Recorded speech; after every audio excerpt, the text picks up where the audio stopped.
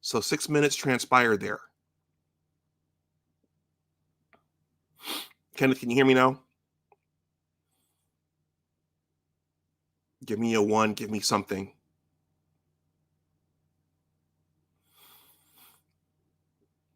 Kenneth, can you hear me? Kenneth, thank you for that. I was on my roll.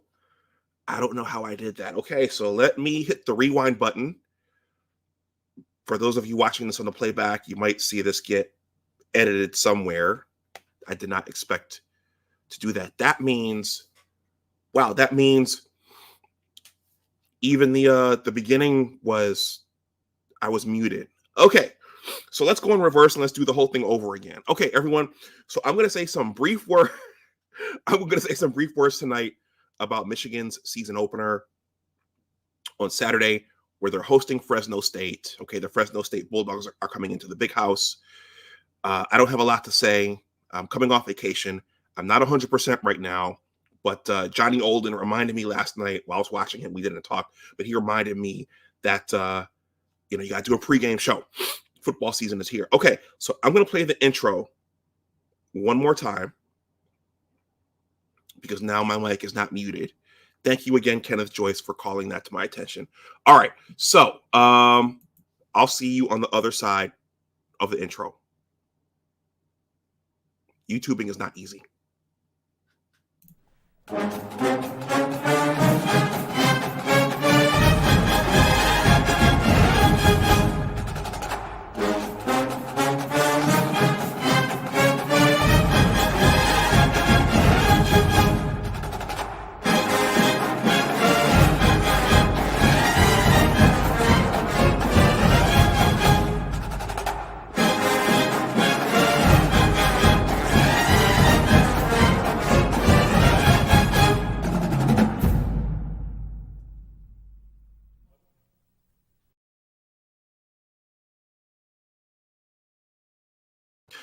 Now, see, that's what's cool about the live streaming experience, the fact that it's interactive. If Kenneth Joyce had never said that, I would have been speaking until I realized that my mic was muted.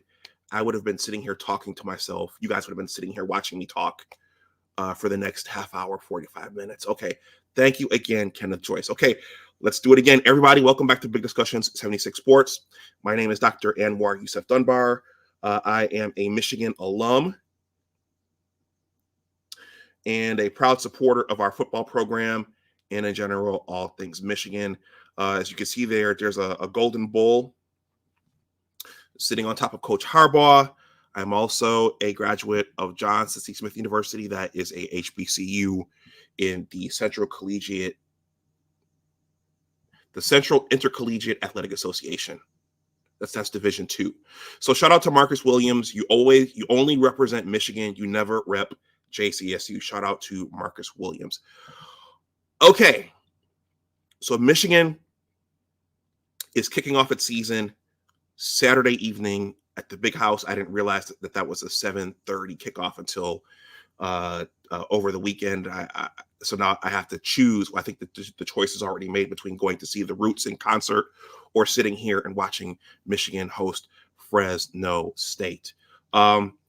It's a bit of a different start to this season because for the last 3 seasons, when the program made its comeback, the last 3 magical seasons when the program made its comeback, the seasons started off with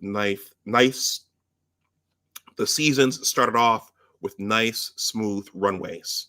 Okay, so in other words, the first 3 games for the last 3 seasons were, for the most part, cupcakes. Now, in the 2021 season, Washington, this was pre-Michael Penix Jr. Washington, they did come into the Big House, but they weren't much of a challenge for Team 142.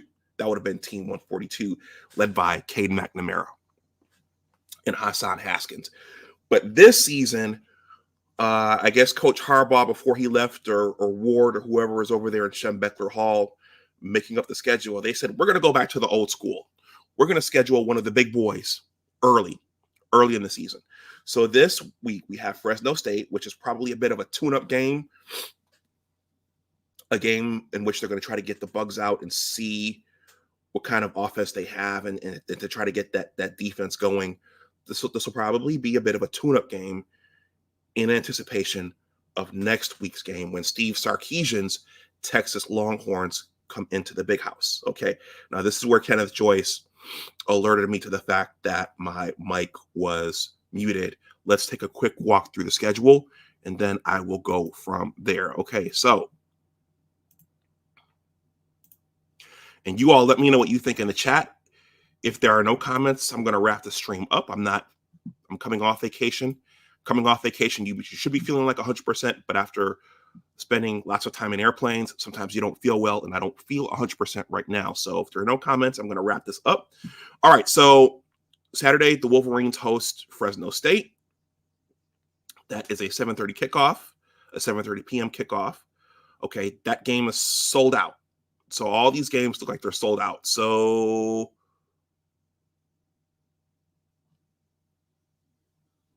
actually, the Fresno State game, yeah, that's sold out on SeatGeek. The Texas game next week, that's the big one we're all going to be looking at. That's a noon kickoff. That game is sold out. Arkansas State, that is sold out. USC, that game is sold out. So the Wolverine Nation, they are really, our fan base up in Ann Arbor is really all in for this season thus far. Minnesota, the battle for the Little Brown Jug, that game is sold out. Michigan goes up to Washington to play the Huskies. Michigan State, that's sold out. Oregon, Dan Lanning and his Ducks, that game was sold out. Okay, so good luck if you're planning on going to the big house. Good luck. Good luck getting in there. So Northwestern, that one is not sold out. Ohio State, that one will be sold out before long. Okay. But long story short, this is different than the previous 3 years because Michigan is starting with one of the big boys. Okay. And it's predicted, the experts are predicting that by the time playoff selection time comes around, the Wolverines will have had 3 losses. Okay, so the prediction is that they're going to, somewhere in there, they're going to get 3 losses. One may come against Texas. One may come against USC. One may come against Oregon. And some are predicting that game out at Washington, even though Michael Penix Jr. and Rome Odunze are gone, the prediction is that's going to be a tough game for the Wolverines as well. And then the Wolverines have to go back down to the horseshoe to try to make it 4 straight against Ohio State. So the prediction is 3 losses, but the other difference is it's a 12-game, it's a 12-team playoff field this year. So even with those 3 losses, Michigan is still predicted to be one of those 12 teams picked. And I saw the latest poll. Michigan moved up 2 slots to number 8.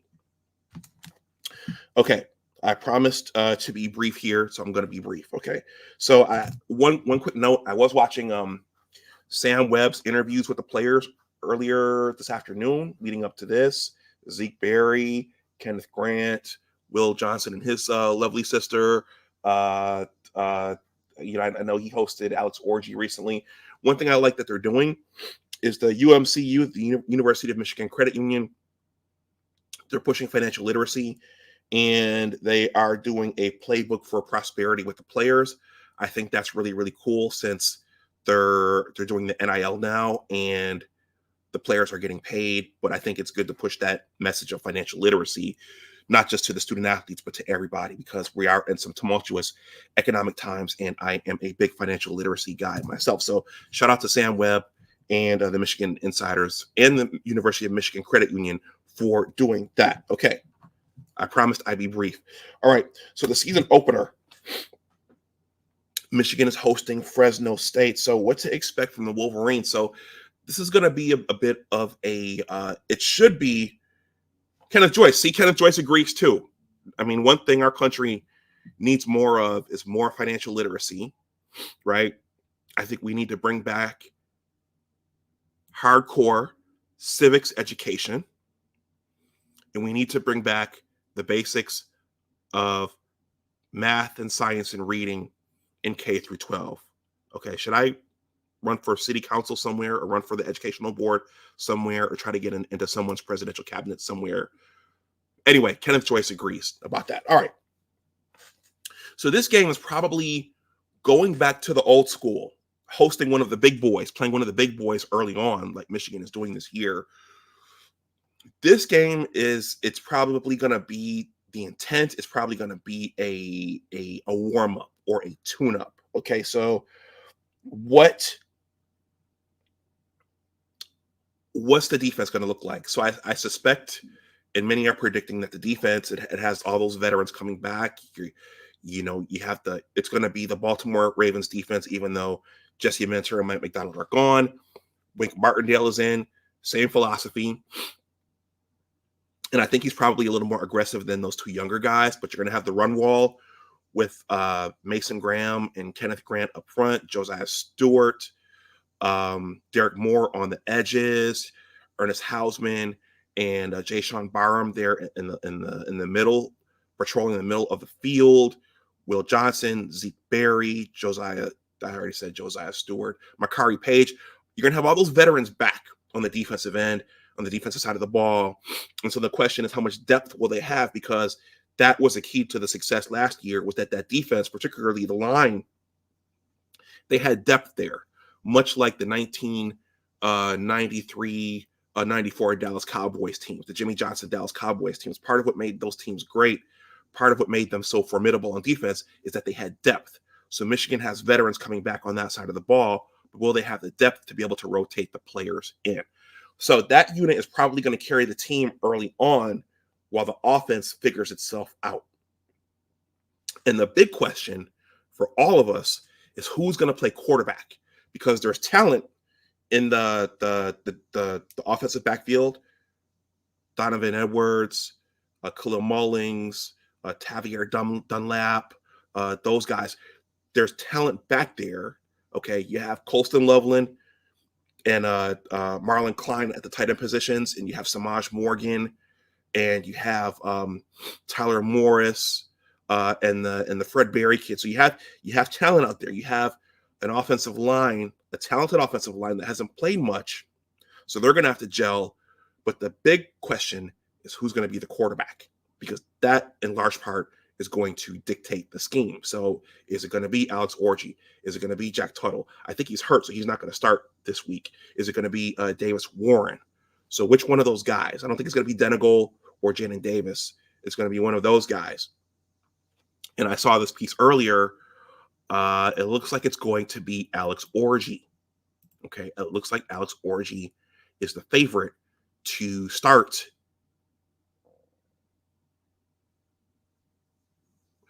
this week. If I could, it should be open here. There it is. Please smash that like button if you haven't. Yeah, I'm not going to read this verbatim, but this says Alex Orji is the expected starter for Michigan football. There is. You probably know Vistaprint for business cards. Yep. Yikes. Hold on. Okay, that was a Vistaprint ad. Okay, there is a picture of Alex Orji right there throwing the ball. So he is arguably a more impressive physical specimen than JJ McCarthy was. Okay, he's bigger. He's bigger. He's stronger. Just as mobile. But the big question is, how proficient and prolific will Alex be throwing the ball down the field? Okay, we know he can run. Coach Antoine isn't here yet. You might watch this on the playback. But Coach Antoine has been very bullish on the run-pass option. So that's going to be, we're going to be looking for a Cam Newton. Who is the kid from Alabama? Jalen Milroe. We're going to be looking for a Cam Newton, Jalen Milroe type of thing with Alex Orji and his size and his build. So we know he can run. We know we're going to have the run pass option. Shout out to Coach Antoine. But how will he be throwing the ball down the field? Okay. All right. We know that for the running game, you're going to see lots of duo. Okay, you're going to see lots of pin and pull. Shout out to Coach Al Borges. You're going to see lots of 12 and 22 formations with the tight ends.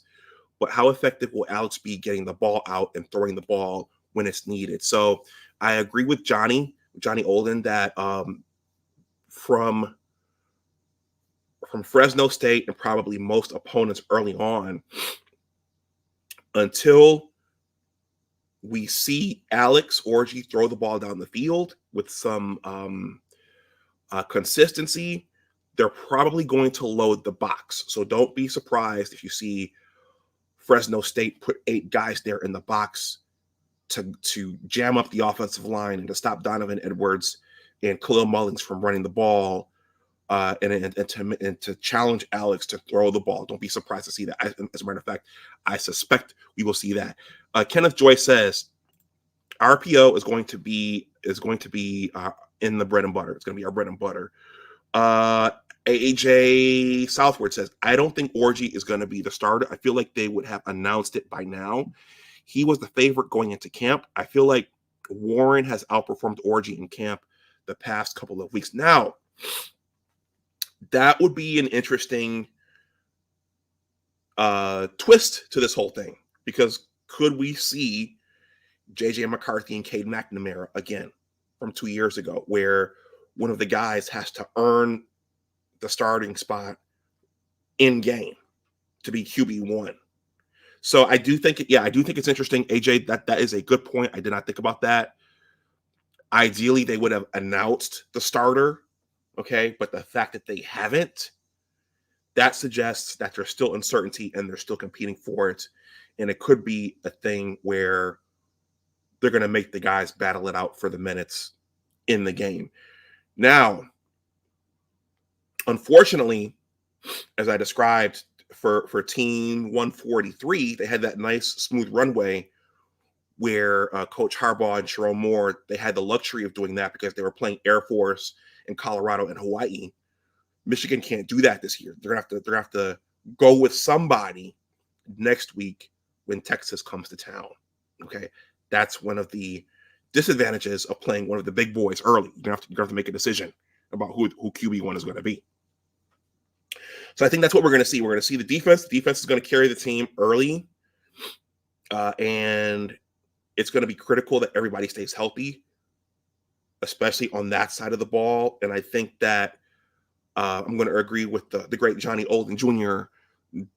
We don't want this game going late into the fourth quarter.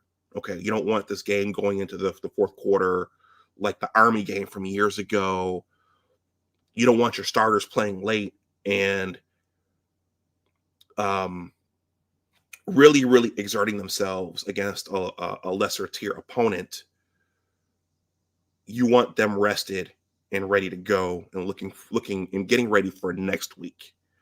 So hopefully that's the scenario for this game. Hopefully that's the outcome of this game. Hopefully Michigan puts away Fresno State early and our starters can rest late in the game. I'm just going to cross off my points here. Okay. So Fresno State, you guys keep letting me know what you think there. I don't have much left. I do have the spread here, or the prediction. That's a Facebook post there. My birthday was on Sunday, and people are still posting to my Facebook wall. Let's see. Yeah, let me go to this one. So Michigan is favored.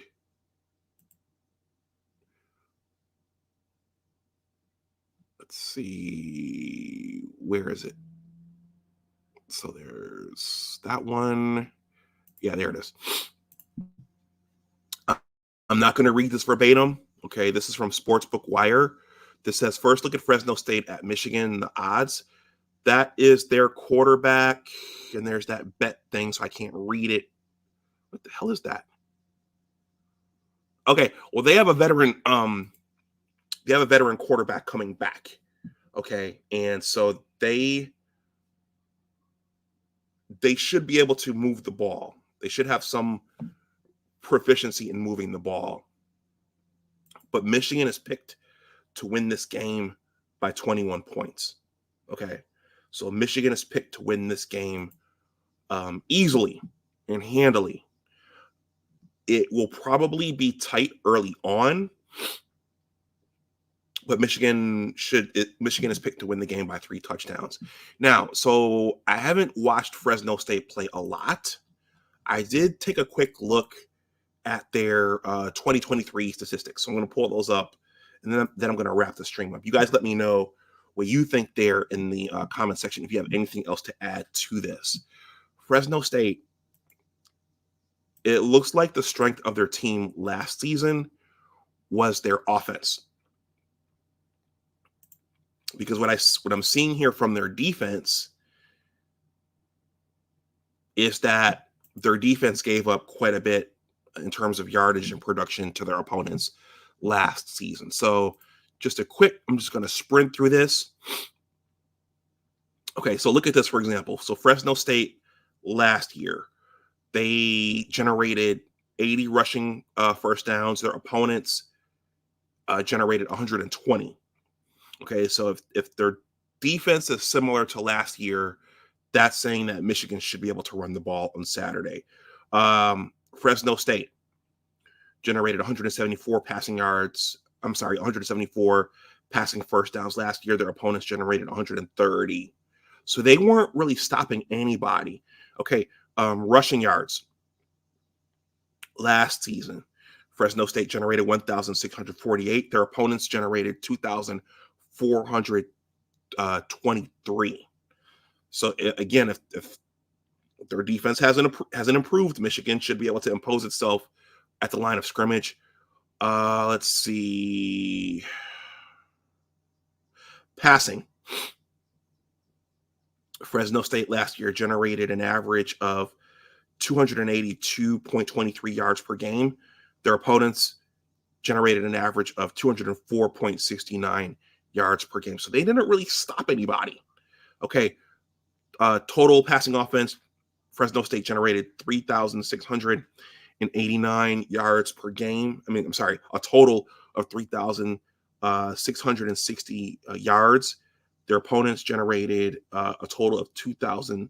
That looks like 961 yards. So I'm saying this to say, many analysts are looking at how their season went last year, and so I just wanted to take a look at their statistics from last year to see how we might match up with them. And it looks like Michigan should be able to run the ball. And with Wink Martindale's defense, the strength of their offense is their passing game. Okay. And he should be able to confuse that quarterback. Okay. But overall, I think the goal is to get out of this game without injuries and also to put Fresno State away early. Okay. Looking at my notes here. Please smash that like button if you haven't. And that's all I've got. Do you guys have any other thoughts yourselves on this matchup coming up or the season? I saw something interesting. I'm going to show this, and then I'm going to wrap the stream up unless you guys have more to say. I thought this was interesting. There's still a lot of chatter down in Columbus about vacating the title and Connor Stallions and NCAA sanctions, and there's still a lot of chatter down there. I'm not going to read this, but it looks like Lane Kiffin has thrown some shade at Ryan Day in Ohio State.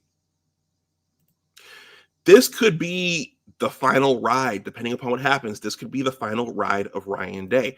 So this says, this title says, Ole Miss's Lane Kiffin throws shade at Ohio State, Ryan Day, after Buckeyes spend big on roster. So if Michigan beats Ohio State for the fourth straight year, yeah, I don't see how Ryan Day survives this. And if Ohio State has not embraced physicality, if they can't match our team in terms of physicality, because our team is built to be physical, then I don't see how they beat us again this year. I don't see how they beat us this year, even though the game is in their house. Okay. Speaking of Ryan Day and physicality, I have a few words from Lou Holtz. Lou Holtz, what do you think about Ryan Day and Ohio State? He has lost to Alabama, Georgia, Clemson, Michigan twice, and everybody that beats him does so because they're more physical than Ohio State. And I think Notre Dame will take that same approach. Classic words from Lou Holtz there, and Ohio State. Yeah, they escaped that game against Notre Dame because of I think Notre Dame had too many men on the field, or something to that effect. And Marcus Freeman and his staff called some bad plays down the stretch of that game. But guys, that's pretty much all I have. Do you guys have anything else? Michigan should win this one handily, and the key will be going forward because they're playing one of the big boys early. The key will be putting Fresno State away early and not having the contest go late into that fourth quarter. Okay.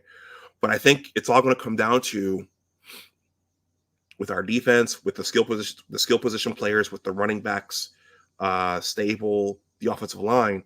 I think the key is going to be who's going to play quarterback, and they haven't announced it yet. So I think the fact that they haven't announced it, and AJ said it there, they're going to have to choose a starter by next week. But I'm going to predict, look for the JJ Cade thing, okay, where one guy plays the first quarter, the next guy plays the second quarter, which was also a variation of the Tom Brady, Drew Henson platoon system. If they haven't made a decision, look for that. And Coach Antoine has entered the building. Coach Antoine says, think about this, Doc. Now you know Ohio State doesn't rotate or recruit offensive linemen. What do you think that team is going to be like next year? Well, Antoine, as I just said, we might be looking at the last ride of Ryan Day. Okay, if he doesn't beat us this year, then yeah, it's going to be, for him, it's got to be. Okay, and it's over the weekend while I was on vacation, I was watching the Jim Harbaugh movie by Meyer. Meyer made a documentary on Jim Harbaugh. For those of you who don't know, Meyer is like the local Walmart for Michigan. They sell groceries, they sell everything you need in Meyer, and they are a major sponsor of Michigan football. And they made a documentary on Jim Harbaugh. It's a miracle when you go back. It's a miracle that Jim made it the entire, 9 years? Let's see, 2015 to 2023. It's a miracle that Jim Harbaugh made it the 8 to 9 years, and that he was there to win the title last year, because a lot of other coaches at other schools would have been given the axe after not beating Ohio State for 4 to 5 years. Okay, and then Jim had the COVID year, and then he was able to resurrect the program. But a lot of coaches would not have been given that grace facing similar circumstances. So I don't think Ohio State will give Ryan Day the grace if he loses to us again this year in their house. Okay. Now Ryan does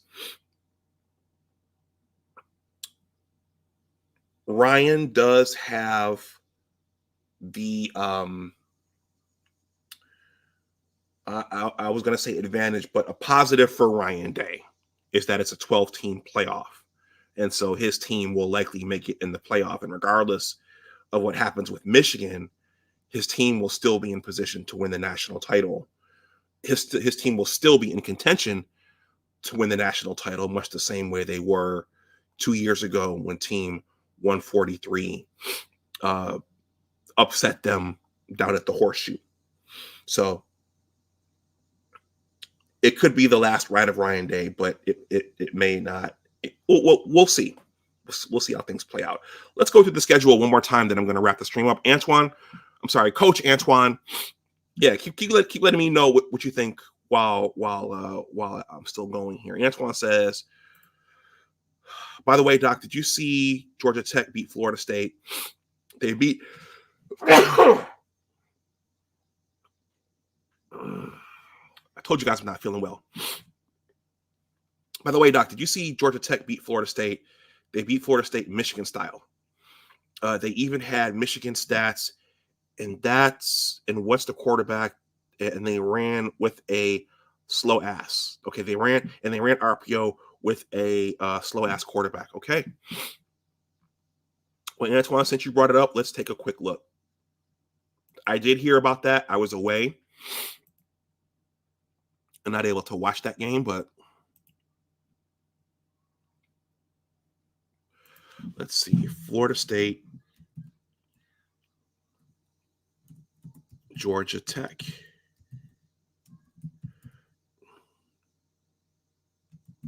Versus Florida State.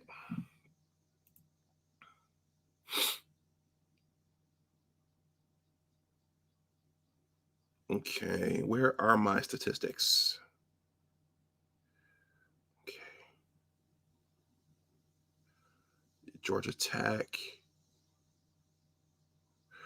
Okay, so it looks like okay, Antoine says it's on YouTube. Okay, so I can go back and watch it.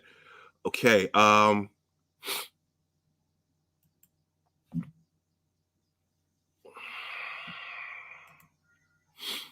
these are just the brief stats, but since Antoine, since you said it, I will probably go back and watch it.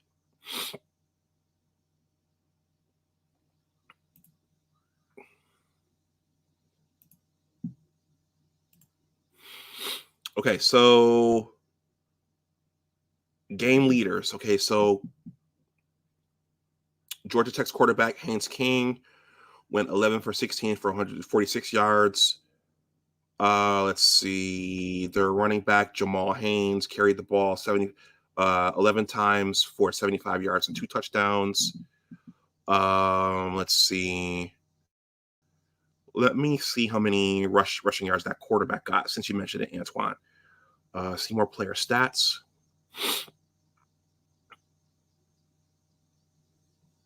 Okay, Georgia Tech. Okay, so the quarterback. Let's see. Yeah, so Haynes King. Okay, so he went 11 for 16 through the air for 146 yards, and he carried the ball 15 times for 54 yards. Okay, so they were pounding Florida State into submission. Okay, yep, Antoine said it. Coach Antoine, he's in here calling it. Georgia Tech's quarterback only threw it 16 times. So Coach Antoine's point, everybody, his point, and he's been saying it all along, is that even if Alex Orji is not a prolific passer this year, Michigan can still win with that formula. All right. Thank you for calling that to my attention, Antoine. I will take a look at that footage. Everyone, I'm going to wrap this up. As I said, I'm not feeling well.